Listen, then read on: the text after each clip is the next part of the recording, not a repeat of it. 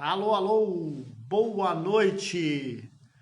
Começamos agora, né, 19 horas exatamente e 33 minutos, a nossa próxima live aqui da semana com o professor Luiz Rolim. Nós vamos falar sobre ISO 14001. Opa, tá aqui, ele já chegou. E ele chegou antes de muita gente. Deixa eu ver aqui.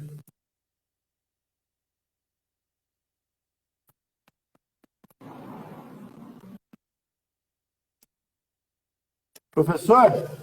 Não, agora acho que eu fiz algo errado aqui. Ah, tá aqui. Vamos lá. E na noite de hoje, né, dando sequência aí a uma semana de lives que são verdadeiras aulas, nós estamos abordando temas que podem realmente impulsionar a sua carreira de negócio para um outro patamar. E o tema que nós vamos usar hoje não podia ser um tema simples, né?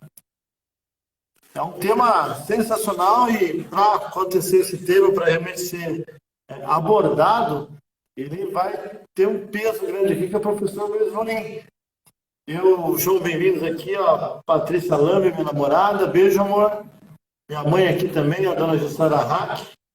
Alguma coisa está dando uma travada aqui no aparelho na conexão minha com o do professor Rolim. Estou aceitando ele aqui, mas ainda não está entrando.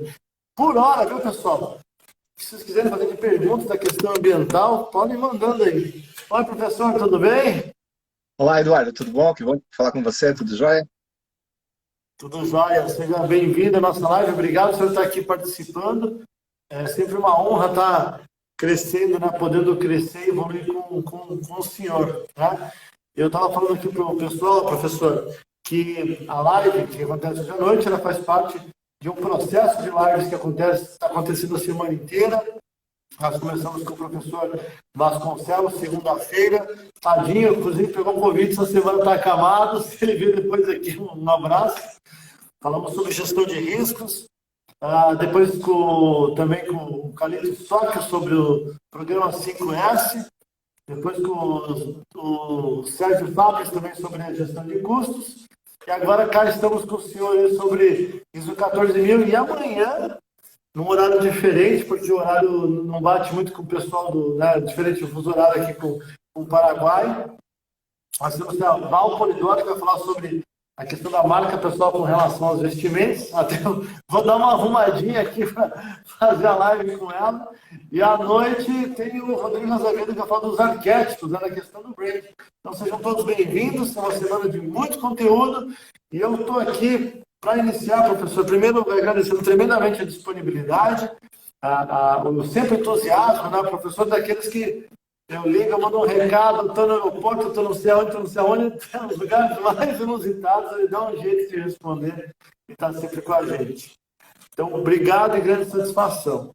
Eu queria começar a nossa live hoje, professor, de um formato diferente, até para a gente começar os nossos conteúdos, porque eu percebi que muita gente, quando vê o senhor já tem tantos anos de carreira e está num determinado patamar, e muitas vezes as pessoas olham para aquilo tudo e assim, caramba, né? Parece que foi sorte, né? Que chegou aí assim, né? Num piscar de olhos. Eu pediria, é uma pergunta inicial, né? Que se o senhor se apresentasse, mas dando uma contextualização, de onde é que o senhor veio, o que passou para chegar até aqui. Essa informação é importante que as pessoas podem, de repente, modelar e perceber o seu exemplo aí de luta e perseverança. Por favor. Primeiro, obrigado, Eduardo. É sempre uma alegria estar com você, né? Já conversei contigo voando, conversei no chão, de tantas formas, né? Você me escuta bem? Tudo ok? Tudo ok. Perfeito? Então tá. Bom, eu tenho uma história de vida que começa aqui em Curitiba, né? Na década de 70. Aí eu vou para Londrina, onde eu tive a oportunidade de estudar. Eu fui aprendiz do Senai, né? Eu sou eletricista por profissão. Eu tenho carteira assinada com mais de 1.600 horas, com muito orgulho. Tive a oportunidade de praticar, trabalhei em indústria há muitos anos, né? Com eletricidade. Com isso, eu paguei meus estudos e consegui ajudar. Criei aí 4 irmãos, né? Com muito orgulho, né? Uma arquiteta, um administrador, advogado, um engenheiro ambiental, né? Um deles, inclusive, eu dei aula na faculdade, muita alegria, né? E na década de 90, né? Na década de 80, perdão, eu fiz um concurso, fui trabalhar em Furnas, centrais elétricas, que foi onde eu fui parar em Foz do Iguaçu. Eu trabalhei durante quase 6 anos, né? Eu sou técnico em eletromecânica, né? E trabalhei com subestações de resta alta tensão de 600, 750 mil volts. Isso é muito engraçado, porque eu trabalhei muitos anos no turismo, né? E muito pouca gente sabe que a minha formação, né, muito forte foi nessa área de eletricidade, nessa formação. E aí eu fiquei em Furnas até aproximadamente final da década de 90, né? Eu me casei em Foz do Iguaçu, e acabei empreendendo, né? Eu comecei com uma empresa de manutenção, eu trabalhava no Cascavel Assunção, uma empresa de manutenção de lavanderias, equipamentos industriais para hospitais, hotéis, motéis. Esse ciclo foi até o governo Collor, quando infelizmente a gente teve o impacto, né, do governo Collor. E aí, por conta desse casamento, né, eu era casado com a Eliane Fagnin, aí de Foz do Iguaçu, né, com quem eu tenho 2 filhos, né, o Lucas, de 25 anos, e a Anelisa, né, de 32. E nesta época a empresa estava se estruturando, né, a família Rafaim em Foz do Iguaçu, ela tem muitas empresas, né, são 5 irmãos que tiveram muitos negócios. E eu participei de um dos ramos da família ali, do Hotel Rafaim Centro, ali com o Adelcio Rafaim, o Ron, o Carlos, a Suzete, né, todos os meus eternos cunhados, né, não existe ex-cunhado, né, ainda mais quando a gente gosta muito dele. Carlos Silva, né, todos eles. E aí a gente começou a ajudar, a participar da família, né, eu montei uma imobiliária, né, fiquei durante muito tempo com a imobiliária. Aí já comecei a ver a associativa, né, esse trabalho que a gente tem aí de gostar de movimentar pessoas, né. Eu não conhecia nada do mundo imobiliário na época, eu fui fazer uma pós-graduação, fiz na FAI, na faculdade, e aí, a partir disso, eu me envolvi com o Sindicato de Habitação e eu fui um dos fundadores do Secov em Foz do Iguaçu, por conta desse trabalho, né? Eu já vinha da área industrial, então para mim foi uma migração muito, muito bacana. Conheci grandes amigos, como o Gilson, da JMR Imóveis, o Arnaldo Colombelli, a Gorete, da MGA, né? Assim, a gente começou quase todos juntos, né? Uma época muito, muito boa que a gente trabalhou em Foz do Iguaçu. Migrei depois para outras áreas, né? E num dos negócios que nós fizemos um negócio que entrou um hotel na companhia, na empresa, né? A gente tinha um conjunto de empresas. E não havia ninguém que cuidasse do hotel, então eu fui cuidar do hotel, fui ser gerente do hotel. E acabei ficando quase 9 anos fazendo o papel de gerência de hotel, né? Cuidando, né, do Hotel Cassino, ali perto do Hotel Saliné. E também aí já iniciando com outros projetos. Nesse período eu acabei ficando 2 anos como diretor de marketing da Foz do Iguaçu Turismo S.A., que é um viés que eu sempre trabalhei muito com a área comercial. Vendi Foz do Iguaçu em quase todas as partes do mundo, né? Não existia internet, né? Era um mundo muito curioso, muito diferente do que é hoje. Desse período eu voltei para o hotel, depois me envolvi bastante com a área associativa. Na hotelaria, eu fui um dos fundadores da BH Foz do Iguaçu, né? Foi um dos primeiros, junto com o Júlio César, ali do Hotel Bulgari, na época, né? A gente comecei e montamos a associação em Foz. Começamos com 4 hotéis e entregamos com quase 20, né? Super estruturada, com um grande amigo meu me ajudando, um técnico chamado Jair Rispoli, que veio da época de Furnas. Depois acabei participando também do Sindicato de Hotéis, onde fiquei quase 6 anos como presidente do Sindicato de Hotéis de Foz do Iguaçu. Fui vice-presidente da Federação Nacional de Hotéis e Restaurantes Comunidades em Brasília, né? Participei de todas as câmaras temáticas e setoriais. Essas campanhas de combate à exploração sexual infantil, eu participei da primeira campanha que a gente montou lá com o Ministério, né? Com agências internacionais. Teve um trabalho muito bonito, né? Muito gostoso de fazer nessa área. Participei de projetos como o Corredor do Ecoturismo, né, com o Ministério trabalhando todo o turismo pela fronteira do Brasil, né. E como eu sempre fiz, né, todas as vezes que eu entrei em um novo ramo, eu fui estudar. Aí fiz pós-graduação em turismo, né, na UniOeste, e com muito orgulho, né, eu sou egresso da Facisa, né, que é antes da UniOeste, né. Eu comecei na Facisa e terminei na UniOeste, até curiosamente isso, né. Eu acompanhei a construção, o início de tudo.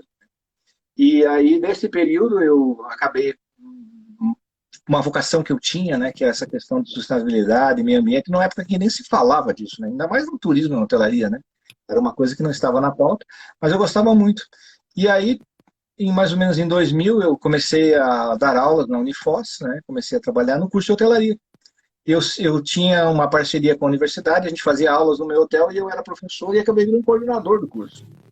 E aí, de coordenador de curso, eu fui ser membro da Associação Paranaense dos Professores Coordenadores de Cursos de Turismo. Né? Tudo que eu faço, eu acabo numa associação. É impressionante isso, sabe? Eu gosto muito de trabalhar de forma conjunta. E nesse trabalho que a gente fez lá, eu comecei a me aproximar mais do tema ambiental, né, com muito mais interesse. Existia um programa chamado Hóspedes da Natureza, em que a Odebrecht e outras empresas grandes do Brasil, que na época estavam construindo Sauípe, né, começaram a trabalhar, e aí eu me interessei muito sobre isso, fiz um curso para ser consultor desta área, né, para poder trabalhar com isso. Fiz um curso de auditor líder em ISO 14000, né, foi quando eu me envolvi muito com essa parte das normas ISO, né, fiz lá em Porto Alegre, na TSG. E nesse intervalo, né, eu tinha uma amizade muito grande também com o pessoal do Hotel das Cataratas, com a rede tropical de hotéis, com quem eu tinha um relacionamento muito grande. E me envolvi, comecei a dar aulas, né, comecei a dar aulas na faculdade, comecei nos cursos, e fui dando muitas aulas de graduação e pós-graduação também. Na época, inclusive, nos cursos que a gente fazia no Parque Nacional, na Escola Parque, né? Tinha as aulas de pós-graduação lá, com grandes amigos e alunos daquela época que a gente participava. Nesse intervalo, eu comecei a fazer um mestrado em Engenharia de Produção na Universidade Federal de Santa Catarina. Eu sou mestre em Engenharia de Produção, né, em Gestão de Qualidade Ambiental, e o meu trabalho, minha tese de mestrado foi justamente na criação do indicador da performance da norma ISO em meios de hospedagem ou em serviços, né, a partir da análise do que migra para a casa das pessoas. Uma coisa muito bacana. E desse intervalo de trabalho, né, comecei também a fazer muita consultoria, fiz consultoria para Itaipu. Na época, eu fui o consultor que deu apoio à diretoria de Itaipu e aos gerentes que estavam responsáveis para montar o projeto do Complexo Turístico de Itaipu.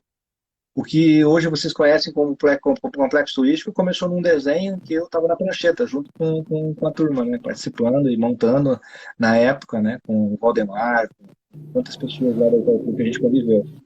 E depois desse trabalho que eu fiz de consultoria, eu fiz muitos estudos de viabilidade, muitos trabalhos para o Sebrae, eu era fornecedor do Sebrae também, e evoluí, né, na consultoria e também na universidade, fui para o UDC, uma faculdade que eu tenho um carinho enorme, né, a família Prado, eu tenho realmente no coração, sabe, foi um momento muito bacana. Na UDC eu fui coordenador de curso de turismo, eu fui professor, dei aulas esporádicas na administração e dei 5 anos quase de aula na engenharia ambiental. Dei aula na engenharia, onde eu dei aula com meu irmão, foi uma coisa muito bacana. Eu tenho um carinho enorme por essa universidade, né? E, assim, tive a oportunidade de ter muitos alunos lá. Quando terminou esse ciclo, fui convidado a participar do projeto do Parque Tecnológico Itaipu. Ajudei a elaborar o projeto da incubadora, da pré-incubadora. A incubadora Santos Dumont, né, o nome dela foi dado quando eu estava lá, né, no projeto, lá para o PTI, logo no início.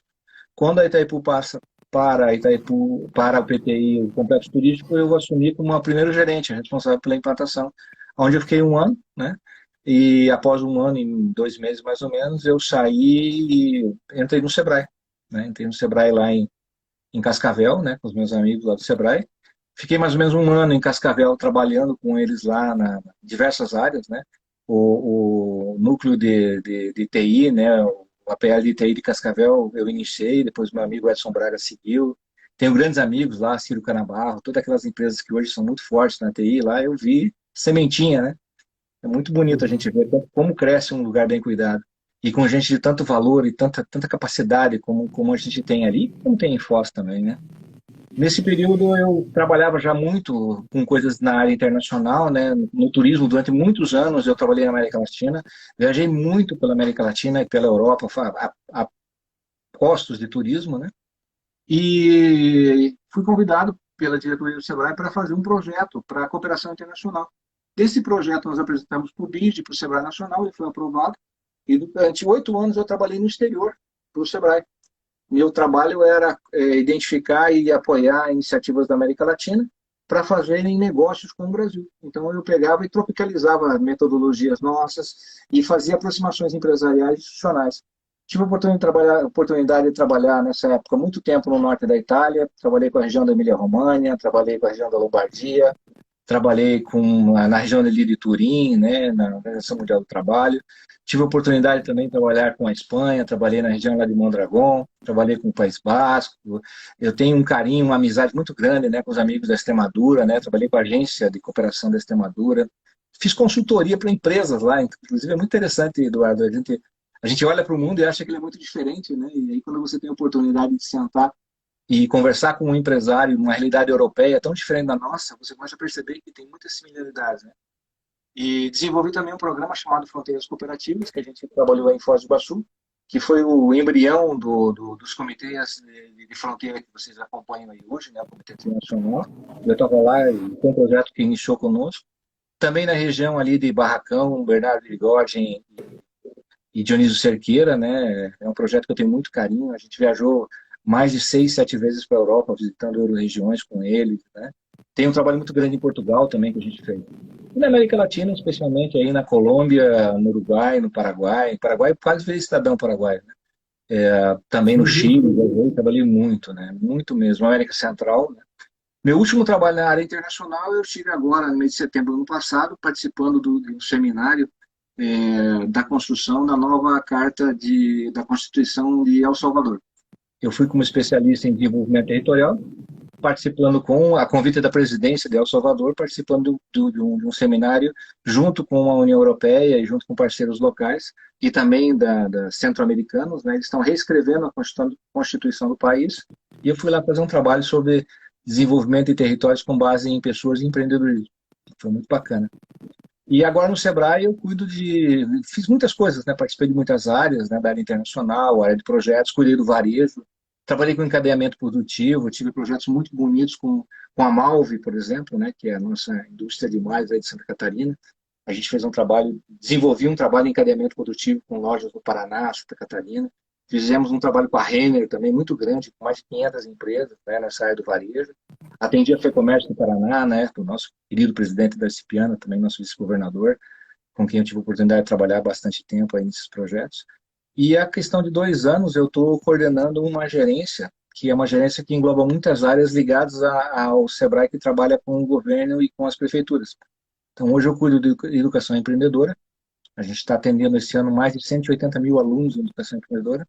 Cuido da pauta de inovação, a gente tem 27 incubadoras, tem quase 37 habitats de inovação que a gente está acompanhando, uma equipe que acompanha isso. Trabalho com políticas públicas, com crédito, né? Tem uma parceria muito grande aí com os colegas gerentes aí de todo o Paraná, né? São 6 regionais e mais Curitiba, que a gente pode aí ajudar eles a fazer esse trabalho de atendimento de uma empresa que eu tanto gosto, né, tanto respeito. As pessoas às vezes me perguntam por que eu fui para o Sebrae, é porque eu acredito no empreendedor, Eduardo, e não tem coisa mais linda do que você encontrar uma pessoa que tem um sonho e parte muitas vezes do nada e consegue fazer uma grande transformação. Fora do Sebrae, durante muitos anos eu fiz consultoria empresarial, atendi grandes empresas aí de Foz do Iguaçu, trabalhei com fora também, né? Fiz consultoria até para o Cassino da Argentina, né? Até ali a gente já tem um dedinho aí de trabalho há muitos anos. Né? E a minha grande paixão era isso, é poder dar aula, é poder retribuir um pouco da sociedade. Eu vim de uma casa, Eduardo, em que a gente tinha 5 móveis. Eu vim de uma casa de 5 irmãos, em que eu sou mais velho, e que a gente não tinha futuro. A gente tinha tudo, Eduardo, para ter dado errado. A gente tinha tudo para ter, sabe, se perdido na vida, né? A gente acabou ficando órfão muito jovem, né? Eu com 13 anos e meus irmãos mais jovens. E com 14 eu aluguei uma casa lá em Londrina, levei eles para morar comigo. E graças a Deus hoje eu tenho muito orgulho, né, dos meus irmãos. Né? Eu tenho um irmão que era Receita Estadual de Foz do Iguaçu, foi chefe da coletoria. Meu irmão José Carlos é um dos coordenadores lá da Sesofos, trabalha na prefeitura, é uma pessoa muito respeitada, muito querida. Né? Minha irmã hoje é gerente da Paraná Projetos aqui em Curitiba, trabalha com toda a área, trabalha no governo do estado, arquiteta, né? Todo mundo lutou muito, né? E eu sempre digo que eu sou o exemplo de que sonhar e estudar dá certo, sabe? Eu acho que as pessoas podem e devem pensar que dão certo. Quando eu te conheci a primeira vez que a gente estava conversando, Eduardo, você me contou algumas experiências de alunos seus, inclusive de uma aluna sua, que teve uma superação enorme, né? E eu pensava nisso, né? Muitas vezes a gente fica tão preso na nossa história, a gente olha para os nossos pés e às vezes não olha um pouquinho para frente para ver quantas coisas boas que podem acontecer quando a gente tem a possibilidade. Hoje eu tenho 6 pós-graduações lato sensu. Já dei aula no México, já dei aula na Argentina, fiz palestras no Chile, já fiz palestras na Europa, fiz tantas e tantas coisas na vida. Mas eu nunca esqueci de onde eu vim. Uma vez eu fui na Organização Mundial do Trabalho fazer uma palestra lá em Turim, E eu estava no início da palestra, Eduardo, acompanhando, né? E era assim, todos os embaixadores da América Latina levaram pessoas dos seus países para falar sobre assuntos ligados aos seus países. E eu fui levado por uma instituição italiana chamada CESP, Centro de Estudos Políticos Internacionais, com a sede em Roma, que eu tive a oportunidade de ir lá, inclusive, fazer palestras. Então eu não estava pelo governo brasileiro, eu fui pelo governo italiano. E aí, no intervalo antes do início, foi muito interessante, porque havia, assim, pessoas de toda a América Latina com seus embaixadores italianos. E tinha uma pessoa vestida com aquela roupa quechua, aquela roupa bem andina, sabe, com aquele chapéu, com aquelas coisas todas.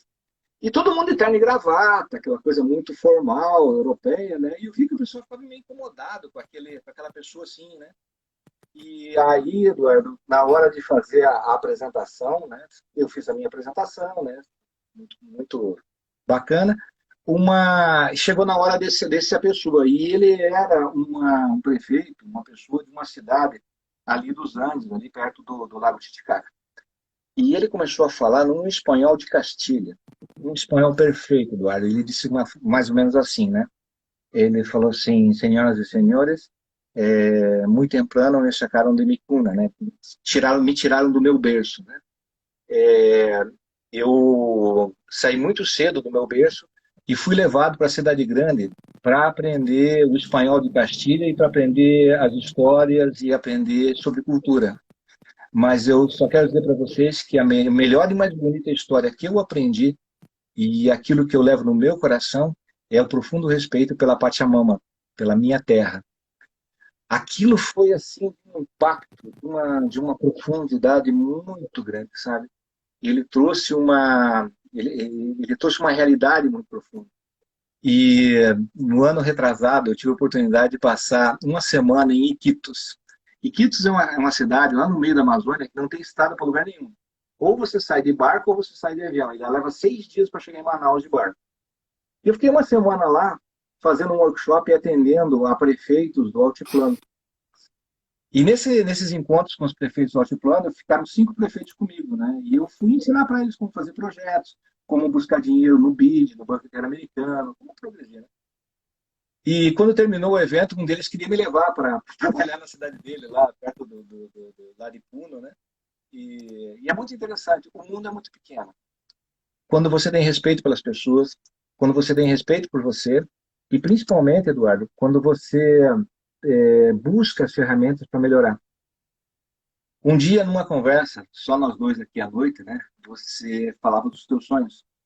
E aí você me perguntou por que eu estava trabalhando contigo, lembra? E eu falei que não existe dinheiro no mundo que pague a gente poder apoiar, ajudar, estar junto de uma pessoa que trabalha para o bem e para as pessoas. E por isso que eu acredito no teu projeto, eu acredito na filosofia do teu instituto, eu acredito no que você está fazendo, sabe? Não existe vínculo financeiro que pague, aqui não, inclusive nem tem, no sentido da gente estar junto, sabe? Porque se a gente não construir uma rede de pessoas que vieram de mundos de tanta estudo, de luta, não vai para frente, tá? Eu tenho profundo respeito pela tua história, pelo teu trabalho, né? Você foi, inclusive, professor de um dos melhores amigos meus, que é o Augusto Stein, tá? Essa semana ele me mandou uma foto sua e eu achei muito legal isso, né? É meu professor de mestrado, né? E eu acho que as pessoas têm que acreditar nela, sabe? Muitas vezes, talvez o teu entorno não diga para você que você tenha valor, talvez as pessoas não acreditem no que você faz, mas dar saltos é possível. E eu saía com 11 anos de idade, às 5 da manhã, pegava um ônibus aqui no sítio cercado, às 5 da manhã, 2 abaixo de zero, pegava mais 5 ônibus para estudar para ser eletricista. E o dia que eu sentei no Hotel Sofitel, em Lisboa, a convite do Jorge Borhaus, que era o nosso embaixador em Portugal, para ficar na mesa dele, e abriu a porta do restaurante lá onde nós estávamos recebidos, né, num fan tour aqui de turismo. E entrou os garçons todos vestidos a caráter, com luva branca, serviço à francesa, serviço empratado. Eu olhei para aquilo e falei: Jesus do céu, se um dia eu pudesse ser um garçom desses, eu seria o homem mais feliz do mundo. E eu estou sentado aqui nessa mesa e eles vão me servir. E naquele dia eu jurei para mim que eu nunca ia esquecer disso, sabe? Que a gente não pode deixar de acreditar que é possível. E não existe nada nesse mundo que seja maior que a nossa vontade de fazer as coisas boas e certas. Esse é um pequeno resumo do que eu sou e do que eu penso. O que falar agora, né? Professor, eu já falei tantas vezes, mas é importante sempre declarar a honra de ter o senhor comigo nesse projeto, nesse trabalho, e por toda a trajetória, né? Um currículo desse de um guerreiro, como colocaram aqui, um exemplo, né, de vida, de superação. Imagino eu quanta barreira, né, foi superada desde os 11 anos de idade, quanto o senhor foi guerreiro, quanto foi protagonista, quanto deu a cara a tapa, quantas vezes teve que se motivar, deixar de chorar e fazer acontecer, ser resiliente, disciplinado. Quanta musculatura de mudança, né? Quanto desafio pintou, porque ó, são N carreiras, N coisas que não dominava, em todos os lugares que foi, buscou e cresceu ao ponto de abrir associações e comandar o futuro de coisas que protagonismo, né? Inovação. Quanta mente de crescimento que o senhor Você, teve. você sabe, Eduardo, eu estava vendo aqui a Lalinha, né, dando um abraço querido para ela, né? Esses tempos atrás eu estava conversando com a Lalinha e ela estava falando sobre vontade de empreender, né, e sobre desafios. E eu comentei com ela assim que, Laninha, você já parou para perceber o diamante que você é? Você já parou para perceber a capacidade de comunicação, como você consegue transformar o mundo pelas suas palavras, pelos seus gestos, pela sua forma de ser, né? Vi agora também aqui o Anderson, que entrou, que veio aí de Foz do Iguaçu, né? Que trabalhou lá no Paraguai também, teve conosco, né? Tantas trajetórias de pessoas que se transformaram, né? E estava olhando a última turma que você acompanhou aí do Instituto, Eduardo, né? O Bruce, bom, o Bruce, assim, os feedbacks que eu tive do trabalho que ele teve com você foi espetacular, sabe? Eu acredito muito, Eduardo, que a gente muitas vezes tem que fazer algumas pausas. E as pausas não são para deixar a vida mais simples, nem, sabe? As pausas são para a gente ler um pouco sobre o que está acontecendo, entrar em contato com pessoas que acendam no nosso coração, na nossa mente, aquele clique, aquela chama que faz com que a gente olhe para a estrada e diga, puxa vida, eu não tinha visto esse caminho, eu não tinha visto essa calçada, sabe? E tem uma frase que você me falou que eu gosto muito, né, sobre essas questões de transformação, tá? Que tá muito ligado a não é uma explosão de momento, né? É quando você abre uma chave para que a porta possa deixar com que as coisas fluam, né? Por isso que inclusive você usa a chave aí como símbolo do instituto, né? Eu acho isso muito legal. A gente combinou de bater um papo sobre gestão ambiental, né? Sobre os 14 mil, e eu dei muito tempo aula sobre isso, é uma pauta que eu amo de falar, né? E está muito ligado à transformação de pessoas, Eduardo. As pessoas acham que a questão ambiental é uma questão muito da sustentabilidade, esse mundo, né? Ele está conectado a lixo, a dejetos, ele está conectado à saúde, né? Mas cada vez mais, e a pandemia marcou isso, Eduardo, tá? A sustentabilidade também está na nossa saúde mental, também está na forma como nós nos relacionamos com o ambiente que está no entorno, tá? E é muito curioso como esses 2 anos de fique em casa fizeram que as pessoas entrassem em contato com os quartos da sua vida, com os banheiros da sua vida, com as cozinhas da sua vida, fizeram com que eles entrassem em contato com as companhias da sua vida, né? Seja ele esposo, esposa, namorado, gato, cachorro, né? E foi um grande, para mim, foi um grande caminho de Santiago que a humanidade percorreu nesses 2 anos, sabe? Talvez não caminhando quilômetros, né? Como é lá na Espanha, né? Onde eu tenho grandes amigos, inclusive Santiago de Compostela, eu tenho grandes amigos lá, né? Já tive a oportunidade de ir lá 2, 3 vezes. E a gente olha para esse mundo e fala assim, puxa, foi um momento de uma caminhada interior, sabe? Eu acho que a humanidade fez uma caminhada interior. E é por isso que esse assunto agora volta à voga, né? Por tantas coisas. Eu só queria comentar uma coisa com as pessoas que estão assistindo. Vocês vão ver que eu falo muito de lugares do mundo, tá? Mas eu conheço Ventania, eu já morei em Marilândia do Sul, eu já morei em Rio Grande do Sul, eu sei o que é comer coquito na beirada do forno no Paraguai. Eu já passei, eu já andei por esse interior, em todos os sítios. E tem uma história que marca a minha vida também. O meu pai, ele não era muito de idade, já falecido aí de Foz do Iguaçu, e ele me ajudava no hotel, ele ficava na portaria do hotel, que ficava na outra rua.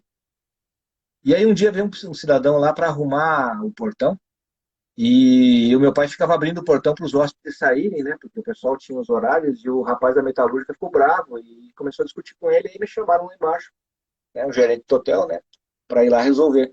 Só que o cara não sabia que o cidadão da portaria era o meu pai, né?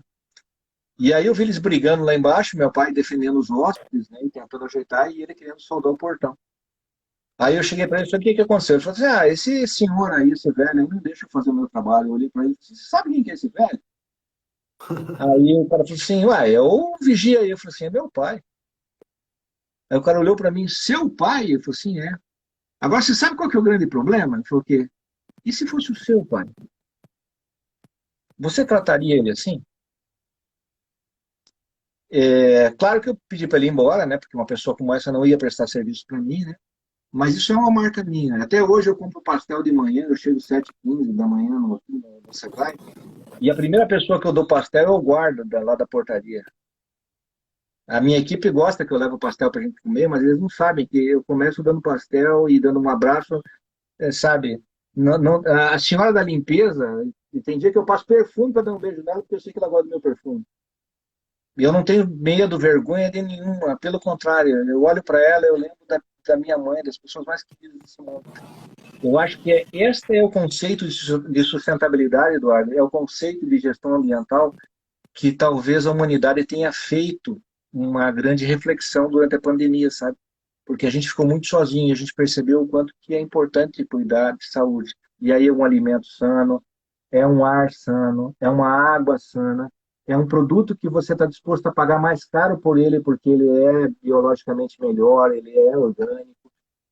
Aquilo que era muito filosofia, Eduardo, que as pessoas falavam muito longe, deixou de ser. E aí abriu grandes oportunidades de negócios também.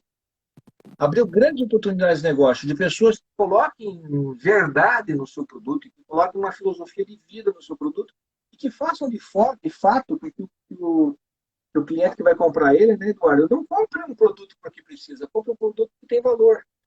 E a questão ambiental está muito ligada a isso, né?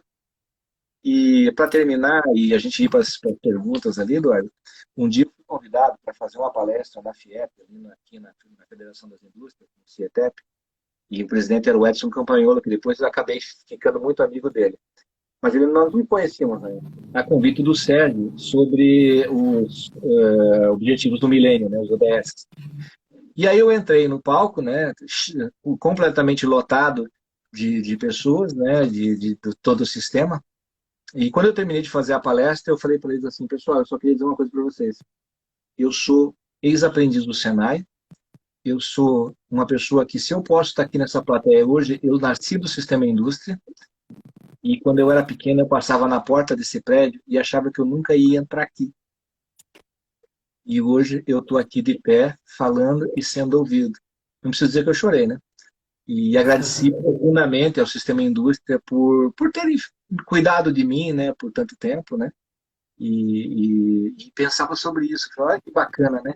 ODS, Objetivos do Milênio, né? Objetivos de Desenvolvimento Sustentável, cuidar do mundo, eu envolvido com isso, que é uma coisa que eu amo, e num lugar de onde eu nasci, né? Então, quando a gente acha que nada tem conexão nesse mundo, as coisas acontecem. Exatamente. Tem até um discurso tá numa microfonia aqui. Existe até um discurso do Steve Jobs, né, que ele fala exatamente disso, né? Quando a de Stanford, né? Ele diz, olha, o mais próximo que eu tive de uma formatura foi exatamente nesse lugar aqui. Ele conta a trajetória e começa a juntar os pontos. Coincidentemente ou não, né, professor? Deixa eu comentar isso com o senhor. Quando nós fechamos a primeira equipe para o projeto, eu falei, agora parece que agora realmente, porque tem a teoria disso, né, de juntar os pontos, mas realmente agora eu senti que juntar os pontos para esse projeto da Escola de Negócios. E eu me emocionei tremendamente, exatamente quando o senhor aceitou, por N situações, mas ter, né, um mestre, um professor que já me deu aula lá naquela escola parque, E, de repente, ele aceitar estar comigo no projeto, eu nem imaginava, né? E as coisas aconteceram da melhor forma possível. Eu só posso agradecer. Queria comentar sobre a questão da sustentabilidade.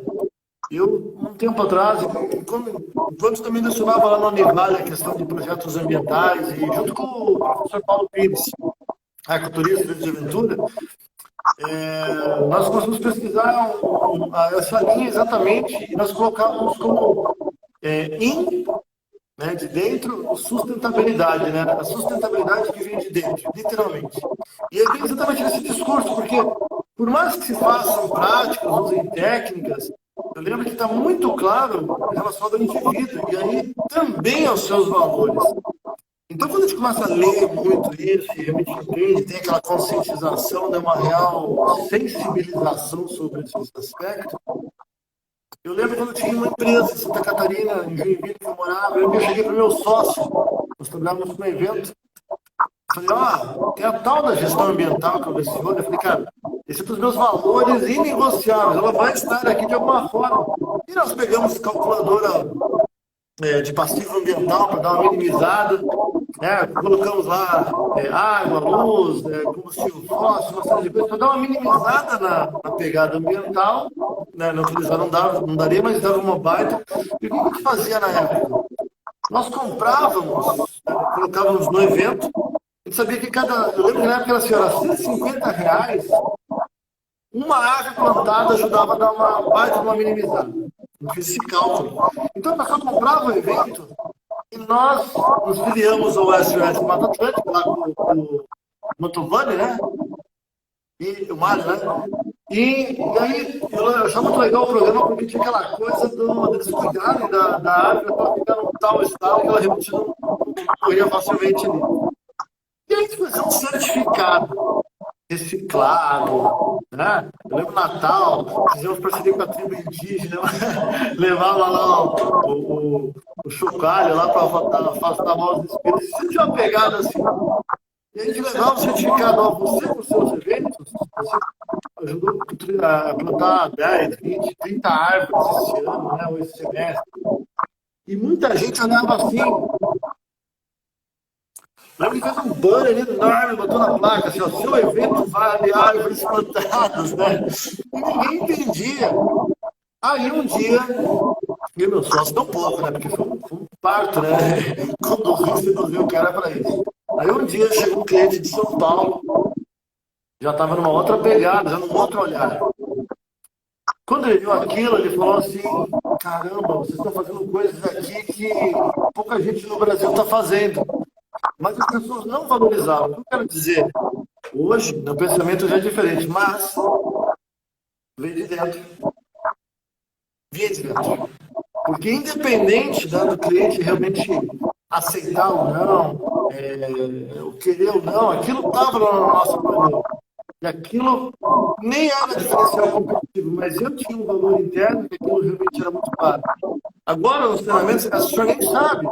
Nós estamos abrindo, toda a turma, a gente vai ter uma ou mais entidades beneficentes participando de forma totalmente gratuita, para ensinar a pescar. Sabe, chega de dar só a questão financeira, a gente realmente contribui de verdade. Então, assim, eu acho que é um grande labor. E isso é vida, né? Isso é progresso, é crescimento, é realmente pensar num mundo melhor a partir de nós e com os outros. Então, vocês falam demais. Quer replicar alguma coisa? Não, eu ia dizer que eu concordo com você, sabe? Quando as pessoas têm oportunidade, têm valor, é muito interessante. Quando eu entrei no sindicato de hotéis em Foz, Eduardo, a gente tinha uma dificuldade muito grande de se relacionar com as empresas, porque a gente tinha a contribuição sindical e era uma coisa complicada. E aí um dia eu estava conversando com a Lucy, querida, amada Lucy lá do sindicato, e nós tínhamos uma pessoa que fazia a limpeza do sindicato chamada Celinha. E a Célia, a gente conversando, né, sobre como é que a gente podia fazer estratégias, né, para mudar as coisas. E aí a Lucy falou que o sonho da Célia era poder fazer os serviços de banco do sindicato, né? Poder fazer as coisas de banco, essas coisas assim. E aí eu olhei para ela e falei assim, olha só que interessante. Pedi para comprar um uniforme, fizemos uma plaquinha com o nome dela, ela começou a fazer os serviços, e eu comecei a ver o brilho dela fazer aquilo. E ela começou, e eu pedi para ela começar a ir nas empresas e conversar com os clientes, conversar com os Uhum. hotéis, conversar com os restaurantes. E eu vou dizer para você, nós nunca tivemos um êxito tão grande na vida quando a gente acalentou o sonho e deu a oportunidade para ela. Quando a gente fala em sustentabilidade, quando a gente fala em desenvolvimento, a gente fala em usar recursos. E muitas vezes a gente pensa que os recursos são coisas caras, coisas que vêm de fora, coisas grandes. E muitas vezes a riqueza do recurso está do teu lado. O diamante está ali paradinho, né? E as pequenas atitudes é que fazem a diferença e mudam isso, né? O cliente hoje, Eduardo, ele está muito sensível a esse tipo de abordagem, né? Hoje eu prefiro receber uma sacola de papelão com um carimbo em cima escrito não gastei em embalagem. Mas estou te mandando um produto feito com muito carinho para você, do que de repente receber uma embalagem de celofane com 200 mil coisas que, cara, tem produtos que eu compro que geram mais lixo do que o produto na embalagem, né? Então, Exatamente. são coisas que antigamente assim as pessoas não tinham muita conexão com isso, né? E não é lixo, né? Rejeitos, dejetos. Mas, assim, isso está sendo muito importante. Inclusive em conservação de energia, em questões de alimentos, em muitas coisas, né? É muito bonito. E aí, Eduardo, é que surgiu também esse conceito do ESG, né? Da parte que liga com a questão do meio ambiente. ESG, né? Está tão em voga hoje no. A gente vê aquelas siglas, aquelas figuras todas. O que, que é? Para que serve isso aí, professor? O ESG é um movimento que foi uma maturidade do processo de gestão. Eu vou contar muito rapidamente para vocês entenderem como funcionou, né? No mundo, todo o processo que a gente entende, que a gente escuta falar de gestão ambiental, de pensamento ambiental, muita gente morreu por isso, tá? Foi a morte de pessoas e foi a morte decorrente de coisas ligadas a impactos ambientais que movimentou isso. A Baía de Minamata, no Japão, quando teve a contaminação, que praticamente dizimou cidades. Bhopal, na Índia, a Union Carbide, né? Teve muitos grandes acidentes. E esses acidentes tiveram um custo, tá? Que naquela época era vidas. Né? Então, era uma coisa ligada a vidas. Começaram -se a discutir muito sobre isso, que aí começou a vir indenizações, começou a vir um monte de... E claro, né? Perda de credibilidade, saídas de mercado, esse tipo todo. Neste período, né, a gente teve uma parte da história que eles chamavam de gestão ambiental end of pipe, quer dizer, no final do tubo. As pessoas se preocupavam em consertar o dejeto, o rejeito, no final do cano. Né? E aquilo já não tinha mais solução. Né? Quando ele chegava naquele ponto, caía no rio, você não conserta o rio se você não parar com a fonte que está jogando lá dentro dele. Né? Na década de 80, a gente começou a ter um processo de trabalho que começou a cuidar do ambiente do processo industrial. Então, assim, eu começo a trabalhar dentro da indústria, dentro dos serviços, para que não tenha uma poluição no final do tubo de esgoto. Tá? E na década de 90, as pessoas saíram dos processos industriais e começaram a entrar na cabeça das pessoas. Começaram a dizer o seguinte: não adianta eu fazer um processo bom, eu cuidar do tubo, se quem mexe com o tubo e cuida do processo não tem a consciência do que ele está fazendo. Não Né? tem nem lógica, né? Não tem lógica isso, né? E na década, no século XX, né, dos anos 2000 para cá, nós começamos a ter também uma outra postura, tá? Que o dinheiro pelo dinheiro não vale a pena. Que a governança que visa o lucro, independente da vida, não vale a pena. E é muito curioso porque quando nós temos a corrupção, quando nós temos processos de governos que dilapidam a área pública, como aconteceu na Petrobras, como aconteceu em tantas outras empresas desse mundo, né? Alguém está morrendo por causa disso. Uma criança morreu no hospital porque não tinha uma gase, alguém morreu lá na ponta. E a sociedade começou a compreender isso e começou a pôr valor nisso. E como é que a sociedade pôs valor nisso? O mundo, no processo de globalização que nós vimos até pouco tempo, muito aguerrido, todo dividido em ações, todo dividido em sistemas bancários, né? E principalmente em bolsa, começou a pôr preço nessas coisas. E quando nós tivemos aí grandes incidentes de empresas envolvidas em processos de corrupção, né, como Odebrecht e tantos outros que aconteceram, e o preço dessas companhias, né, ele começou a ser questionado e o custo de reparação dessas companhias começou a ser embutido nas ações, começou embutido nos processos. Então, assim, não é mais o custo de reparação ambiental, né, de recompor um rio, de recompor a natureza, que começou a ser medido. Começou a ser medido também o impacto social disso. E, nesse momento, se conectaram três pontos. O primeiro, as posturas ambientais, que é a parte do environmental, né, que você tem lá, assim, a parte do meio ambiente, que você realmente tem que estar compatível, né, e alinhado com as melhores técnicas e tendências para fazer, tá? O segundo é a visão social do negócio, né? Então, assim, eu não existo para atender um cliente, eu existo porque eu pertenço a uma comunidade também, né? E qual é o meu papel nessa comunidade? Aí eu posso dizer para as pessoas que está muito claro nos balanços sociais, nessa questão toda do envolvimento, né, do papel das companhias, das empresas, sejam elas pequenininhas ou grandes nisso.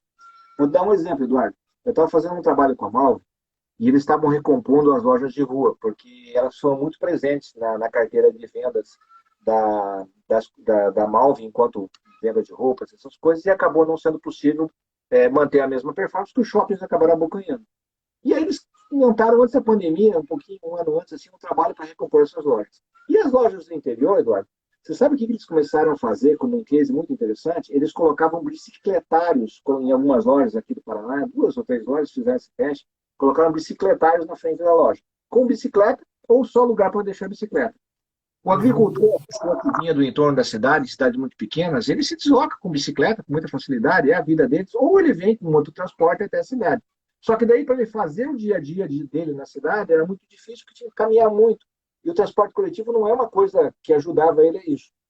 Então a loja deixou de ser um lugar para vender roupa e passou a ser um lugar que ajudava a vida dele. Que se preocupou com ele, no sentido dele poder participar da vida daquela comunidade. Esse é o aspecto social da empresa.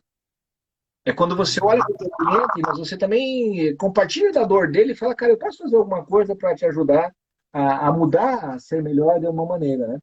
E aí entra o G, né, do ESG, que é a parte de governança, né? A parte de governança, ela trouxe diversas ferramentas, como o compliance, trouxe códigos de ética muito mais bem estruturados, comitês de governança, e essas palavras que, para o pequeno empresário, nem tem muito sentido, né? Você fala, poxa, mas quando é que eu vou ter compliance numa padaria, né? Quando é que eu vou ter comitê de governança numa pastelaria, né? Quando é que eu vou pegar uma loja, um varejo? Não, eu vou ter isso. Você não usa o nome, mas você usa as posturas, tá?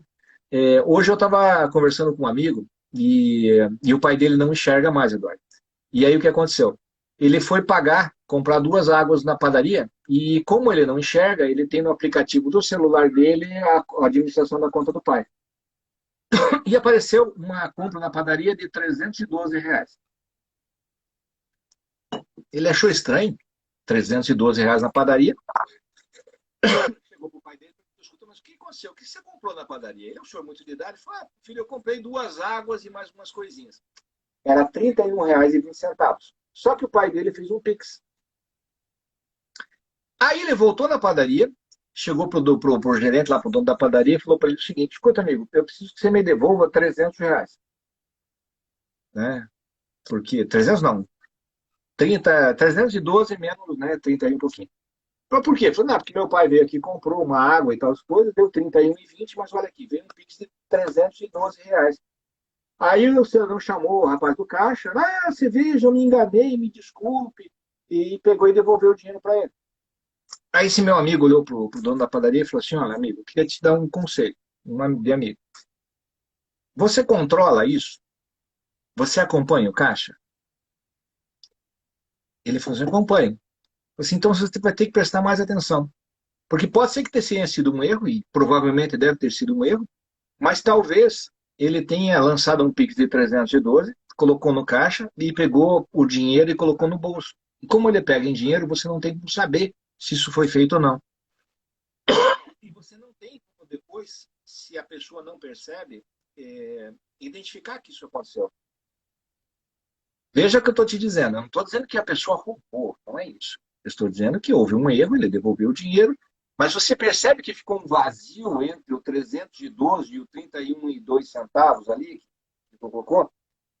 É isso que as grandes companhias, Eduardo, estão fazendo quando falam em compliance, quando falam em código de posturas, é não deixar espaço para dúvida. O grande êxito do G, do ESG, é você ter uma relação transparente com os seus clientes, você ter uma relação transparente com os seus sócios, você ter uma transparente com os seus pares, de maneira que essa dúvida, se roubou ou foi um erro, não aconteça. Até porque isso também protege quem trabalha. Exatamente. Protege quem trabalha, né? Então, num exemplo muito pequeno, né, a gente percebe. Agora, se imagine este exemplo, né, ou digamos assim, semelhante, colocado numa companhia que, vamos pegar aqui, do ladinho de você, uma LAR que fatura 4 bilhões por ano, né? Que é uma cooperativa que tem milhares de donos, né?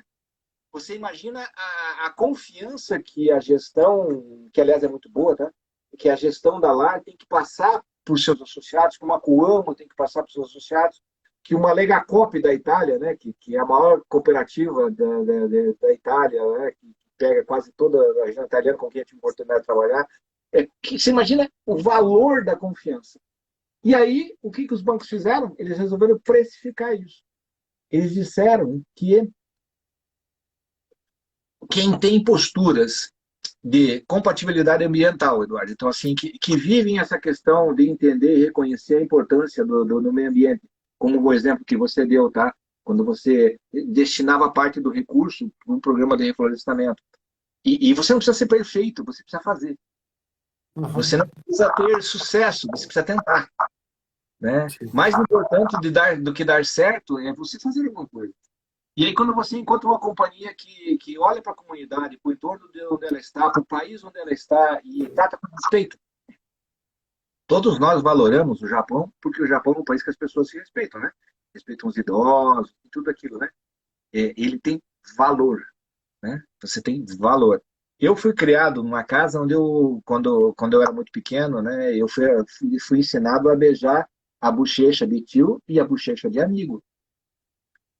E, e isso para o descendente de italiano, de português, tem um sentido muito grande, né? De amizade, de aproximação. Então, assim, é uma coisa que é da cultura. E a gente dá valor a isso, né? Tem esse lado. E quando você encontra uma empresa que, além de ter esses dois pilares, ainda tem condições de te provar e mostrar esse tipo de segurança, esse tipo de capacidade de exercer as suas funções, exercer o seu trabalho, manipular os seus recursos, sem deixar margem à dúvida, a precificação a nível de mercado e a nível de ações cresceu. Aí a Bolsa, os grandes fundos de pensão, eu sou conselheiro do fundo de pensão do Sebrae, né? Que é um fundo privado, não tem dinheiro do governo. É a economia de 7 mil funcionários, tá? É a economia que a gente faz todo mês. Graças a Deus, e eu fico muito feliz esse ano, a gente vai passar de R$ 1 bilhão de patrimônio administrado. Nós investimos dinheiro em carteiras sérias. Eu não posso pegar a minha aposentadoria, Eduardo, não posso pegar a aposentadoria de um colega, né, do Amazonas, do Rio Grande do Sul, e colocar ele em empresas que não sejam sérias e que não tenham valor, não só o valor de mercado, mas não tenham um valor, inclusive, futuro. O ESG nasceu para isso, para que a gente pegue indicadores, para que a gente pegue fotografias de cada um desses três ambientes e consiga dizer, cara, eu acredito nesse cara. E para traduzir isso de uma maneira mais simples, sabe? Sabe aquela história do menino que está na rua e encontra uma carteira com, sei lá, 3, 4 mil reais e devolve para o dono e ganha um, e ganha um emprego? Não ganha uma remuneração, ganha um emprego? É isso que o mercado faz com as empresas que apostam em ESG, que apostam com clareza e com honestidade nisso, tá? Eu não gosto muito de anglicismo, né, de usar nomes em inglês, e esse mundo do financeiro ele é muito cheio de nomes em inglês, né, e o pequeno e o médio empresário muitas vezes acha tudo muito distante. Mas na realidade não é, tá? Serve para você também. Você não precisa fazer muito, você precisa fazer, você precisa acreditar. E esse passo do ESG, da questão ambiental, ele veio para isso, para nos ajudar para isso. Maravilha, maravilha. Professor, e outro termo, assim, né, também que eu percebo que as pessoas usavam, houve uma coqueluche, né? Se falava muito, né, do tal do ISO 9000, em dado momento, e aí depois agora tem essa questão do ISO 14000. Quais são as principais diferenças, assim, o que é um, o que é o outro? As normas ISO são padronizações, né? E é muito Tá, interessante, porque você tem uma padronização não quer dizer que seja coisa boa, né? Por exemplo, se você for um assassino e você tem padronização, você vai matar muito bem, né? Não quer dizer que isso seja bom, né? Mas é tudo padronização. Então, assim, as normas ISO, elas garantem que você vai sempre encontrar um produto que tem um determinado standard, um determinado padrão. A ISO 9000, ela nasceu para padronizar processos e ela está ligada especificamente à gestão de qualidade, tá? Então, assim, eu tenho um processo industrial de fabricação de carros em que eu tenho que ter um número X de defeitos. Eu tenho que ter um número X de complementariedade, né? Quer dizer, eu trabalho em estándares, né? Um motor, por exemplo, de cada série de 1000, eu posso só ter um que dê defeito. Aí ele vai criando, né, condições para que você, usando a 9000, e aí a 9000 ela tem também algumas recortes, né? Eu não vou usar termo muito técnico para ficar mais fácil de entender. Você consegue estabelecer um padrão, uma estandarização. Então, assim, se você fizer um carro dentro de uma norma, você sempre vai ter uma produção bem entregue. Se você cortar cabelo dentro de uma norma, você vai ter sempre uma produção bem entregue. Se você tem, por exemplo, a Nordeste é certificada em ISO 9000, né? Isso significa o seguinte, se você entrar num ônibus da Nordeste e ele for um ônibus bom, você pode pegar qualquer ônibus deles que vai ser bom. entendi. Não quer dizer que não tenha problemas, não é isso. Mas é isso. A ISO 14000, diferente da 9000, ela é um conjunto de 10 itens que levam a empresa a estabelecer procedimentos e processos de compatibilidade ambiental. A ISO ela não te diz o que você deve fazer, ela te orienta sobre como você deve implantar e monitorar. Por exemplo, vou dar um requisito que é muito importante. Você tem que seguir as regras vigentes. Pronto. Você tem que estar compatível com as normas ambientais vigentes para os produtos que você trabalha ou para o lugar que você está. Fácil de fazer? Não. Você tem que estar acompanhando todo o processo legislativo da União, dos estados e do município.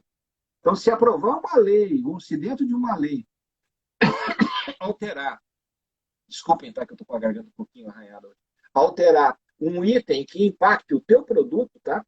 E aí não é a tua cidade, é o teu produto. Né? Vou dar um exemplo. Se você fabrica sapato e saiu uma lei lá em Brasília que diz o seguinte, que você tem que usar sapato, você tem que fazer um sapato, mas o couro tem que ter, sei lá, 3 dias de curtimento em química A, B, C por uma questão de saúde, tá? Você tem que saber isso, você tem que estar acompanhando, tá? Então, isso cobra do empresário um acompanhamento, um monitoramento, né? E impacta, logicamente, na Constante. produção, e impacta na vida dele, tá? Outras posturas, né? Ela ensina o empresário a implementar o que a gente chama de sistema de gestão ambiental. E por que é sistema, diferente do outro que é processo? Porque ele envolve o ambiente interno e externo da empresa. Uma ISO 14000, você faz ações internas, você desenvolve e acompanha requisitos internos, mas você tem impactos também e você tem derivações externas, tá? Vamos lá, uma externa. Você tem que cobrar do seu fornecedor que ele tenha posturas ambientalmente compatíveis. Ponto.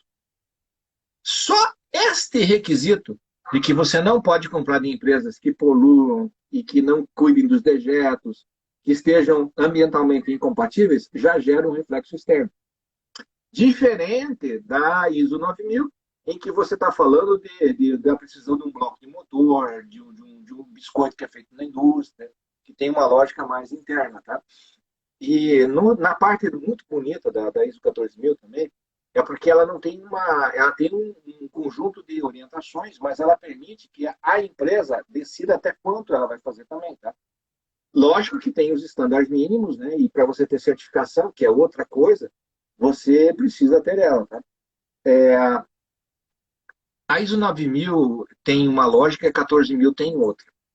A 14000 é uma uma norma que ela é cara para implementar.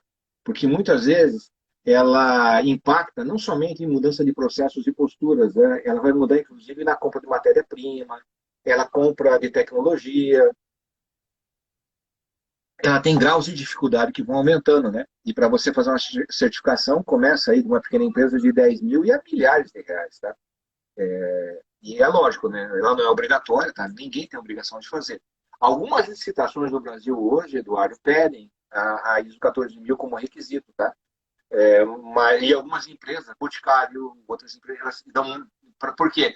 Porque ele está na cadeia de uma empresa que já pratica isso, né? E aí, para você que você realmente está praticando, você precisa ter uma certificação.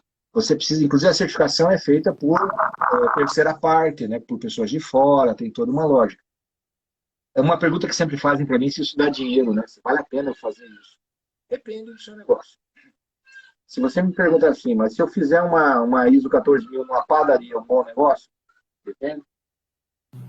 Você não precisa implementar na ISO em padaria, mas você pode aderir aos Objetivos de Desenvolvimento Sustentável, você pode participar dos ODS, que é a respeito, não ter mão de obra escrava, não ter mão de obra exploração, respeitar a sociedade. Tem coisas que você pode ter de posturas que não são normativas, mas que estão compatíveis à norma, né?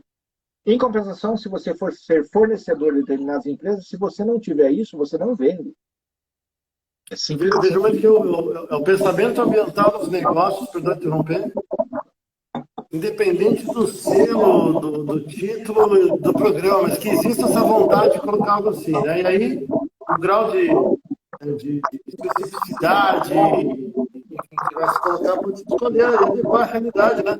Para que também seja sustentável para a empresa, né? Sustentabilidade é a empresa viva, com a capacidade de atuar dentro da sociedade, com capacidade de crescer, tá? De uma maneira que ela, a cada venda, ela tem que construir futuro. Eu sempre, os alunos me perguntavam, escuta, mas como é que é uma empresa ou um produto sustentável? Eu sempre digo o seguinte, o produto que vende futuro, quer dizer, que desenvolve o mundo, ele é um produto sustentável, é um produto de vida. Né? Então, assim, você tem que pensar nisso. Eu só acho assim que ficou muito moda, né? Então, como o ESG agora é moda, né? O 14.000 foi moda, 9.000 foi moda, né? Na realidade, a grande moda é você acreditar que você é um elemento gerador de saúde, você é um elemento gerador de consciência na sociedade. Eu falava com a minha equipe essa semana, Eduardo, que tem duas coisas nesse mundo que não podem faltar para você fazer qualquer coisa. Você pode, assim, de todas as coisas que a humanidade possa querer, só tem duas que se faltarem não tem jeito. Sabe o que é? A primeira é saúde, a segunda é tempo. Não existe nada, tá? Se você não tiver saúde e tempo, não adianta. Você pode ter tempo, mas não chegar no momento que você precisava fazer as coisas. E a empresa é igual. Ela precisa de saúde e ela precisa de tempo. Saúde para poder atuar, crescer, prosperar, se desenvolver. E ela precisa entender que também tem um tempo, tem uma curva para as coisas acontecerem. Até para o tempo de morrer. Porque as pessoas acham que a morte dos negócios é uma coisa ruim. E na realidade não é. O negócio ele tem um ciclo de vida como uma planta, né?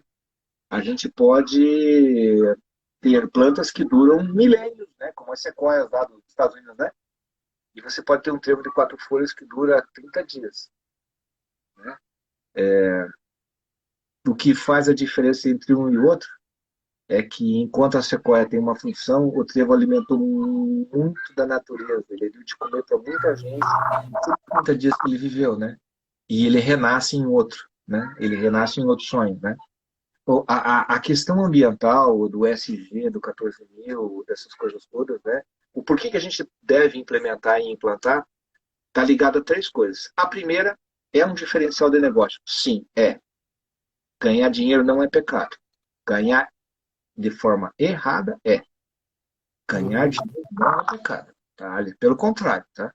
Quanto mais você puder juntar algo que seja uma paga justa por aquilo que você fez, mais certo você está, tá? Eu sempre digo, né? O errado, o feio, não é comprar um carro novo, né? O errado é você roubar para comprar um carro, entendeu? Isso é muito diferente. Aí já é um conceito de sustentabilidade total, tá? Outra coisa muito importante da questão do uso empresarial é que você não pode fazer a maquiagem ambiental, né? Você não pode Uhum. mentir, né? E outra coisa muito curiosa é que as pessoas acham que existe segredo, né? Inclusive em empresa é muito curioso, né? Não, vamos fazer algo em segredo, né? Esquece que tem cafezinho, esquece que tem, né, tanta coisa, né? Assim, não existe segredo nesse mundo, né?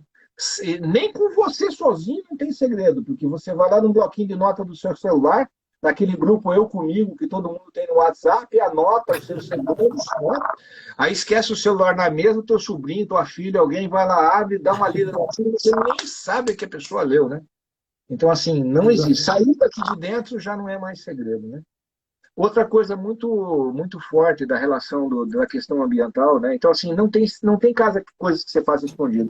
Então, quanto mais verdade o cliente encontrar em você, quanto mais verdade ele encontrar naquilo que você está colocando no mercado e fazendo, mais chance de sucesso, mais reconhecimento você vai ter. E aí, quando você consegue ter uma carteira de motorista, tá? E é muito legal, eu gosto de usar muito esse exemplo, sabe, Eduardo? É, por que a gente precisa de uma carteira de motorista para dirigir? Você sabe? Está provando que tem condições suficientes de não fazer coisas erradas, não? Não. Você já imaginou o tempo que os guardas iam ter que ter para testar cada motorista que eles param? Para saber se o cara sabe dirigir de verdade? Você já imaginou a dúvida que você, ao dirigir na estrada, teria ao ver um cara na frente fazendo zigue-zague, se aquele cara sabe dirigir ou não, se ele não tiver uma carteira de motorista? E você percebe que quando você cobra uma carteira de motorista e você sabe que todo mundo que está dirigindo naquela estrada tem uma carteira de motorista, que aquelas pessoas têm consciência, aprendizado, postura e processo. Isso é ambiental. As normas ISO 14000, os sistemas de gestão ambiental, são a carteira de motorista da grande estrada da vida que a humanidade precisa trilhar. Quanto mais empresas e quanto mais negócios mostrarem uma carteira de motorista para o cliente, mais essa estrada vai ser segura, vai ser confiável e mais as pessoas vão estar dispostas a colocar recursos, a acreditar no que está sendo feito, você está entendendo? Então, Sim. quando um empresário, alguém me pergunta se é importante ter uma postura ambiental, alguma coisa assim, é isso que eu falo, sabe? Qualquer um pode pegar um carro, Eduardo, e dirigir sem carteira. Só que, se ele bater o carro, se ele causar um acidente, se ele matar alguém, é igualzinho na questão ambiental, Eduardo. Você produz um produto sem carteira ambiental e por desconhecimento, por não ter estudado, por não ter analisado, o teu produto mata alguém, não é a mesma coisa do que você compreende? Sim, É por sim. isso que a certificação te dá um diferencial competitivo de mercado muito grande. Você consegue mostrar e provar que você realmente é diferente. Só que assim, eu não conheço ninguém que ganhou carteira de motorista de graça, né? Pagou por isso, né? Custou, né? Custou horas de sono, custou um teste, custou uma avaliação por um perito, custou o dinheiro para emitir a carteira. É igualzinho na norma ambiental e é igualzinho no ESG, tá? A diferença é que não tem prazer nesse mundo do que pegar um carro e sair por aí sabendo que você vai ser bem respeitado. Me corrige, por favor. É, uma das inquietações que eu tinha sempre era com essa questão da não obrigatoriedade. Eu digo assim, existe algo da vigilância sanitária, existe algum trabalho, mas eu vi que toda essa relação com os stakeholders, com essa coisa toda, era muito até pífia. Vou dar um exemplo que eu lembro na hotelaria, sabe? Então tinha que separar lá as latinhas, e tinha toda aquela associação, e eles iam pegar as latinhas. E existia uma pesagem. Mas nem até a galera não queria, né, da latinha pesar exatamente aquilo, mas você não pode estar mentindo, cara. Vou colocar o que é correto, porque existe um estudo que vai, enfim, fazer uma série de perspectivas e tal. E tudo facultativo, né? Uma parte desses selos aí, digo, para parte, né, das empresas e dessas situações. E aí a gente vai muito não como a carteira, você pode dirigir se você tiver carteira. E para a empresa ainda não. Agora nós temos o movimento do e-social, que está começando a ser implantado, e vejo que uma das grandes fatias que complementa lá tem relação com essa parte aí. Vai aumentar o crivo, né, enfim, de obrigação da aplicabilidade, e o que eu acho interessante é que também, daí sim, né, tal qual a segurança do trabalho, a saúde do homem e da mulher, ela vai realmente passar para o colaborador poder ser implantada. É um programa todo, né? Eduardo, existe uma norma ligada especificamente à gestão de pessoas, né, que é a 22.000, mas existem as normas de postura, né? Mas eu te diria o seguinte, tá? Muito mais do que uma norma, né? Muito mais do que uma regra, muito mais do que uma lei, a sociedade está caminhando para um processo de consciência coletiva, tá? E tem uma coisa que está muito forte, nós temos exemplos aí no Brasil, no próprio Rio de Janeiro, São Paulo, Curitiba, que tem exemplos, né? Que é o seguinte, tá? Não adianta você ter uma ilha de prosperidade no meio de um espaço de miséria. Não existe, não adianta. Você vai sair com o seu carro como? Não adianta você ter uma Ferrari e não ter uma rua para caminhar com ele, né? E aí não adianta você ter um filho e não poder deixar ele caminhar na própria cidade onde ele nasceu, né? Essa postura de respeito às pessoas, ela se transforma e ela se consolida quando você também dá para ela o direito de cidadania, que é de ser reconhecida e ser paga e fazer parte do processo econômico da sociedade, tá? Toda sociedade que sai do momento colonialista, do momento escravocrata, do momento ainda, digamos assim, parado no tempo, e segue para um momento novo, onde ela se reconhece como uma sociedade equitativa, onde as pessoas, por mais que as oportunidades sejam diferentes, mas elas têm espaço, caminha para isso. O e-social é um excelente exemplo, tá? Mas eu acho que a desburocratização é o melhor de todos, tá? E eu acho, vou te dar um exemplo, o MEI, tá? O microempreendedor individual. Rapaz, o MEI, ele foi um instrumento de cidadania empresarial enorme. Mais de 10 milhões de pessoas, e na pandemia você veja como isso funcionou. E aí você vai dizer assim, não, mas ele é MEI porque ele vai ter aposentadoria. Não é, ele quer ser gente grande, ele nasceu com um sonho grande, começando por um pequeno negócio. E ele quer emitir uma nota fiscal, ele quer ter oportunidade de vender, ele quer mandar uma mercadoria sem ser apreendida. E isso é a essência de uma sociedade que entra por um momento de ruptura, né, de ciclos, né? Eu acho que o Brasil está nesse processo, sabe? Eu acho que o nosso país ele tem muito disso, né? E eu queria falar um pouquinho, só se você me permitisse, do empreendedorismo feminino, né? O empreendedorismo feminino, tanto quanto com essa questão social das pessoas não valorizarem os pequenos trabalhos ou não pagarem de uma forma, não digo lícita, né, mas digo legalizada, né? Então, assim, a gente tem o empreendedorismo feminino sendo uma grande alavanca. Nos últimos 3 anos, tá? O empreendedorismo feminino, eu não sei, eu não conheço nenhum estudo sério sobre isso, tá? Mas eu vejo que ele realmente foi transformador nesse ciclo de mudança que a gente precisa.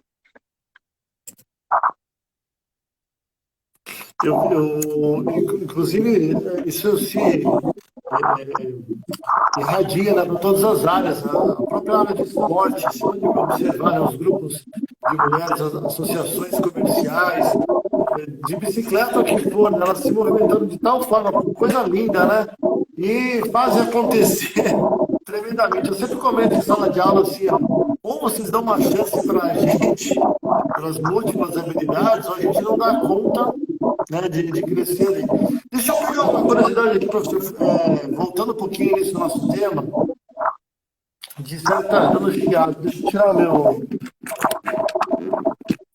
meu fone, vamos ver aqui. O senhor tá me ouvindo? E a Graça, ela me mandou uma mensagem ali para mim e queria dizer ali da admiração, né? E que eu sou um admirador e quisera um dia ser um comunicador como ela consegue ser, sabe? E ela é um grande exemplo de empreendedorismo feminino, tá?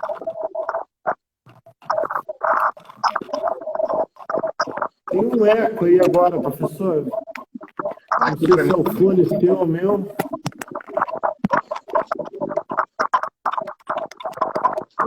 eu acho que é o fone, porque quando você mexeu no fone, começou a dar. Agora eu escuto um tec, tec, tec, tec, um atrás do outro.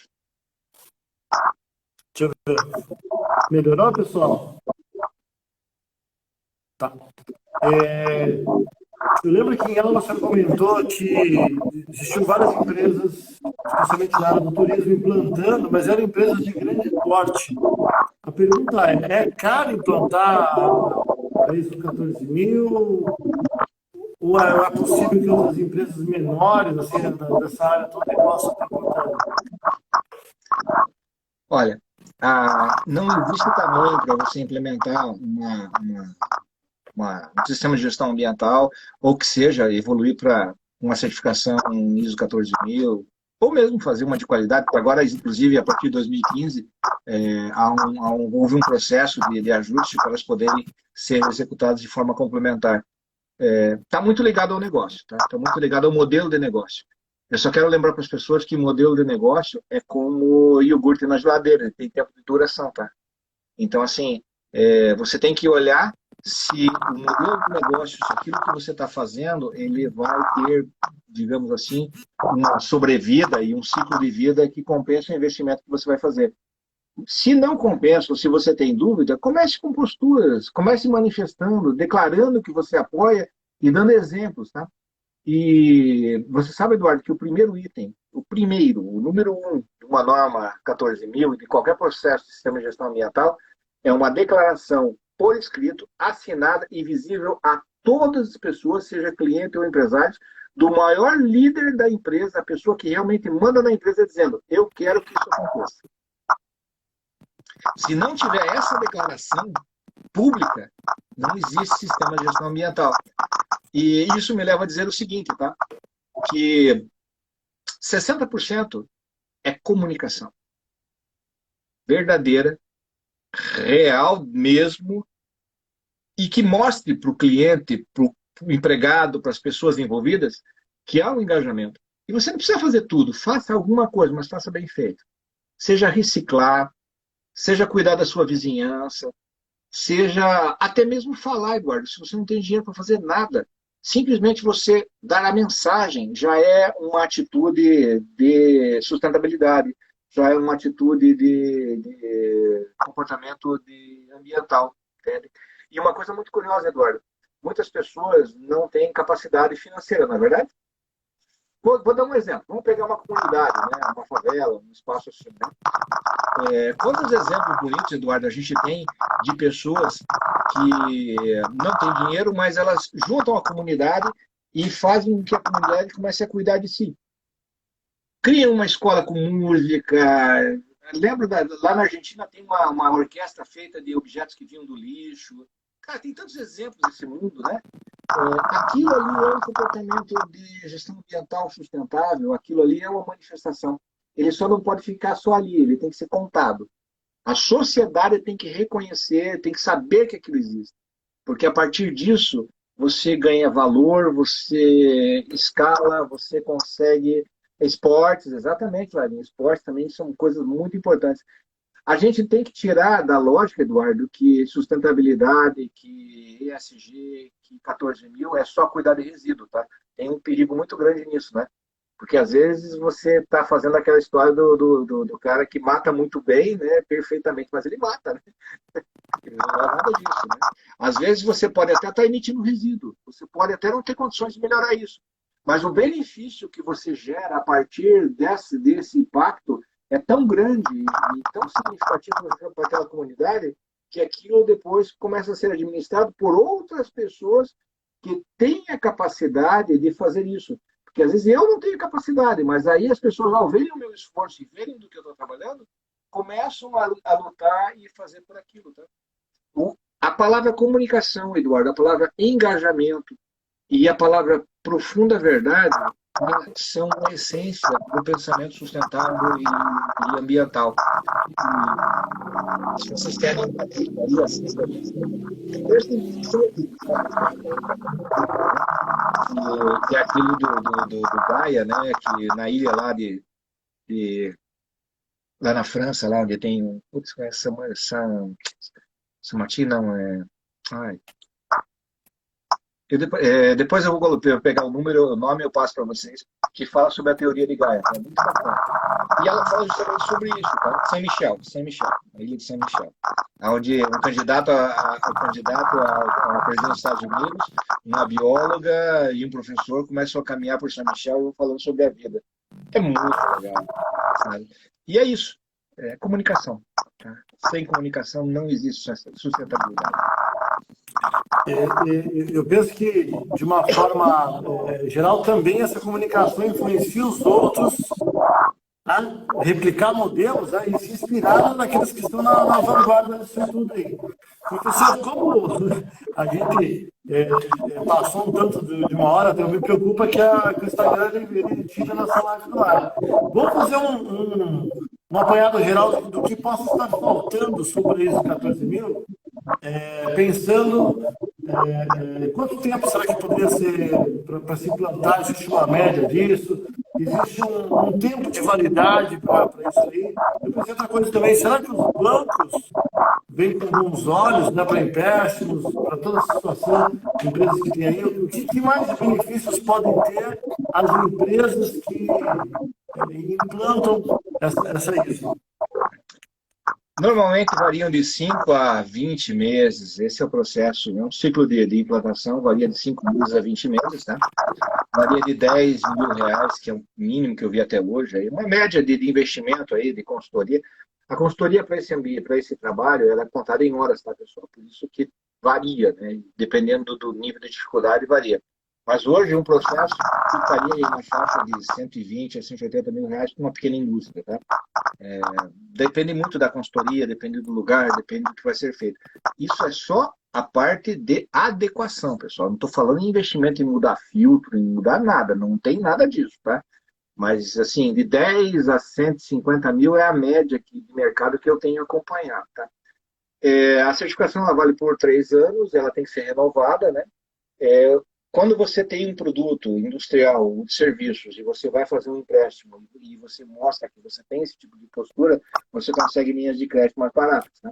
Inclusive, o governo federal tem linhas especiais para quem tem esse tipo de investimento. É claro que a amortização depende do seu modelo de negócio. Né? Tem coisas que você recupera muito rápido, tem coisas que você não recupera.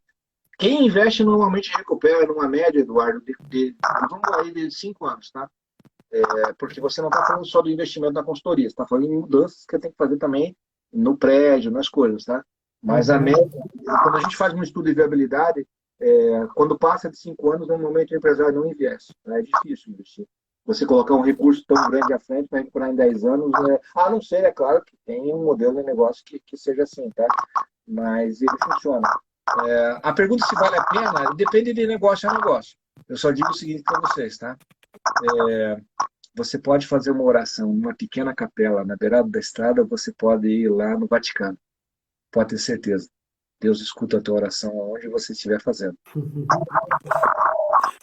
Só um comentário que eu acho interessante, é que, especialmente aqui para nós, para nossa região, né, que recebe muito turista estrangeiro, acho que existem algumas culturas que realmente elas têm dado uma filtrada no tipo do consumo, e se não percebe que existe realmente práticas reais de responsabilidade social e ambiental, há um grande diferencial competitivo mesmo, né? Um caso, assim, eu teria para falar para a gente terminar o nosso bate-papo. Vocês têm um caso excelente em Foz do Iguaçu, né? Um case para mim, né? Que é a Lomar Turismo, tá? Do meu amigo Marcelo, que é uma empresa que trabalhou sempre com muita postura, com muita qualidade, né? E sempre usou dessas lógicas de uma forma muito inteligente. Nossa, tem tantos exemplos aí de Foz, né? Mas um que eu gosto muito, né, e eu acho que está bem na nossa dimensão de trabalho, tá? É as empresas e as pessoas aí de Foz que investiram em educação ambiental, tá? E aí, quando eu estava lá no PTI, que eu estava lá na incubadora, né, tinha a Educere, tinha outras empresas, né, de meninas aí, a Jussara, e trabalharam nisso. E esse degrau da educação ambiental migrou para o Japão. Então, assim, teve pequenos hotéis que começaram a aderir a isso, sabe? Participando de programas que eu acompanhei, né?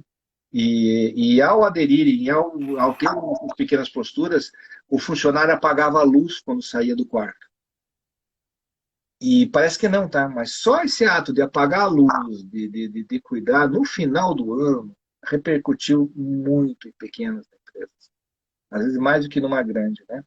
Então, assim, tem muitos exemplos, né? O mais bonito de todos, o que eu acho que está mais vigente aí, são as cooperativas de agronegócios que estão no entorno da cidade, que assumiram muito essa questão, né? Inclusive influenciada pelo entorno, né?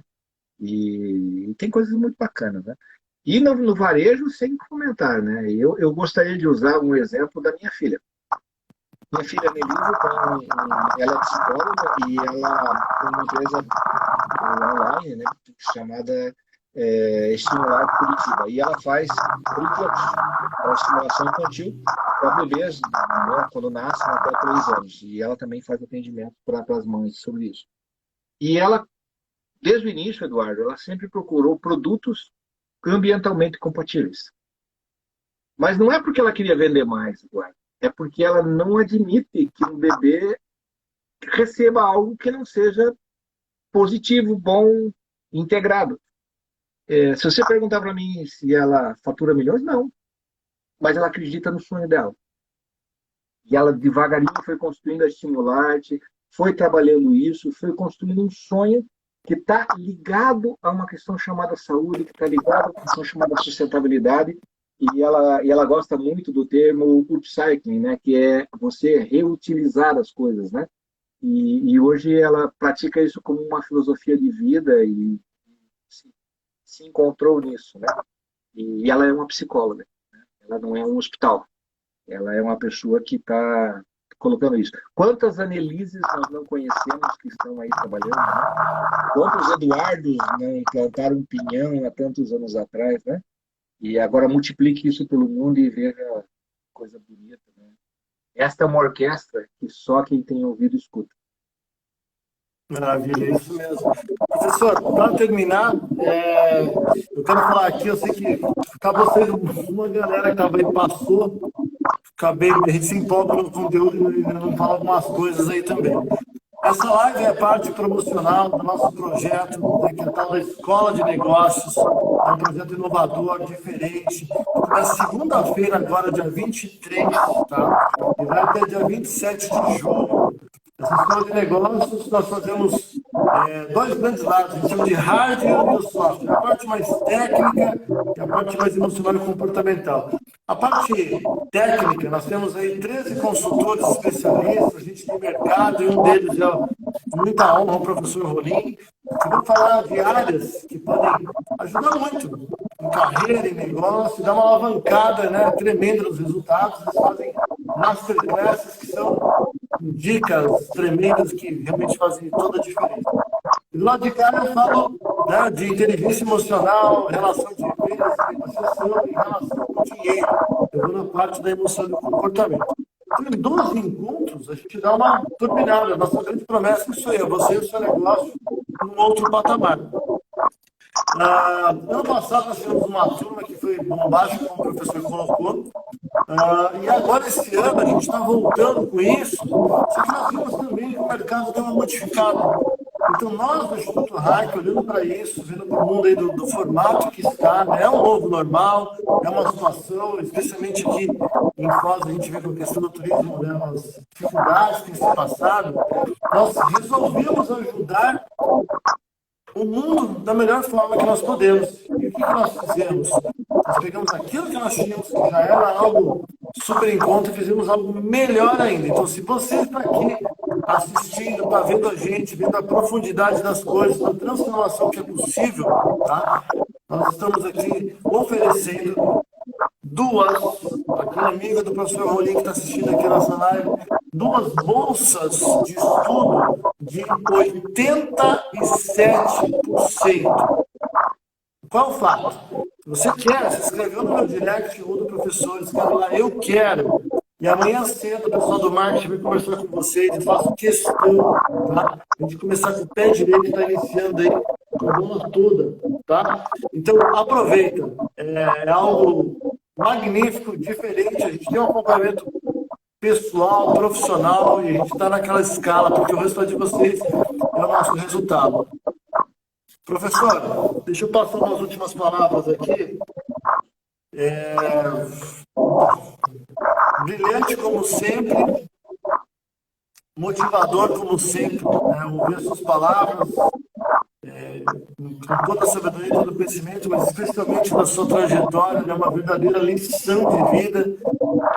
Não tenho dúvidas que o senhor veio para marcar um lugar belo nesse mundo e contribuir com a transformação de vidas, para deixar o mundo realmente num lugar melhor. Talvez as palavras honra e satisfação sejam palavras que definam. Um grande presente para mim poder conversar com o senhor, independente da situação, das coisas, das pessoas mais nobres. Eu falo para as pessoas que estão aqui comigo, olha, minha mãe, aquela história, a mãe sempre fala, né? Minha mãe tem esse não, beijo, te amo. Peça coisa para pessoas ocupadas que elas não dão jeito e conseguem fazer. Os ocupados não têm tempo, né? E olha, pensa num homem ocupado. Então, é muita honra. Eu só posso agradecer que Deus, na sua infinita sabedoria, possa cada vez mais abençoar o senhor com saúde, evolução, luz, que a sua luz brilhe cada vez mais e agradecer. Sua família, a trajetória sempre continue linda, bela e famosa, e que a gente possa também, né, juntos, ou isoladamente, nas nossas partes, continuar ajudando o mundo a transformar o mundo num lugar melhor e contribuir com a transformação das pessoas. Beijo no coração, obrigado mesmo, viu? Palavra do senhor agora aí. Obrigado, um abraço a todos, obrigado pela paciência de me escutar, tá? E estamos aí, sabe que onde eu puder estar e poder colaborar, eu vou sempre estar em pé e à ordem, sempre com muita satisfação, tá? Obrigado. Um abraço. Tá certo. Obrigado, pessoal. Se você viu a live e gostou, clica, vai ficar no meu feed até o final de semana, depois nós vamos para a plataforma. Clica ali, dando okzinho, né, que curtiu, escreve uma frase, pega um aviãozinho, manda para aquela pessoa que tem uma empresa, que ela pode ajudar o mundo a ficar melhor, e que pode realmente estar turbinando, né, tendo algum diferencial para a sua área e tendo um valor melhor aí. Valeu, pessoal. Boa noite, professor. Obrigado de coração. Bom friozinho aí, Curitiba aí. Obrigado. Tchau, tchau. Tchau.